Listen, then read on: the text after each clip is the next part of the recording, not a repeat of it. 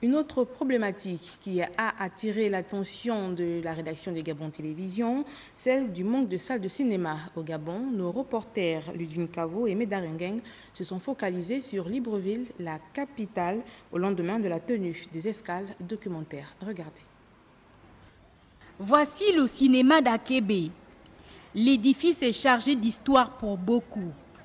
Une histoire qui progressivement s'est effritée, engloutie par celle d'une église.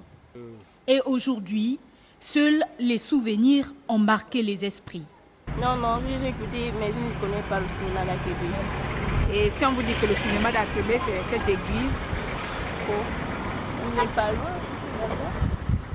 Ce fut, je pense, le deuxième cinéma après le cinéma Le Gabon. Le premier film que j'avais suivi ici, c'était Django prépare ton cercueil.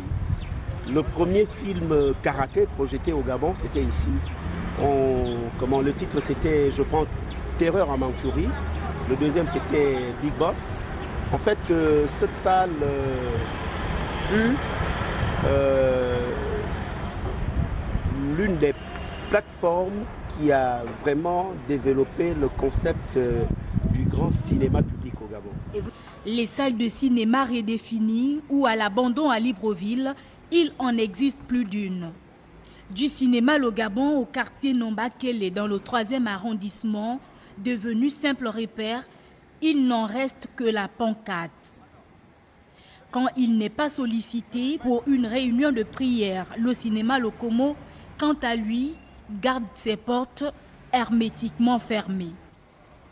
Le Bowling Store, qui a donné naissance au Majestic à la suite des événements de 1990, lui également est le grand méconnu des jeunes générations.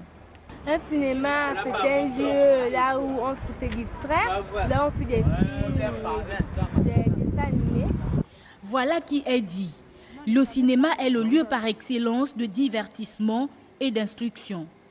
Mais à l'absence d'un palais de la culture, ces salles de cinéma devraient être des lieux d'échange, de production artistique, mais surtout de promotion de la culture gabonaise.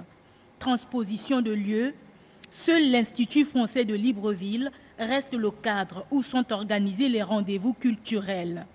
Une situation qui laisse perplexe.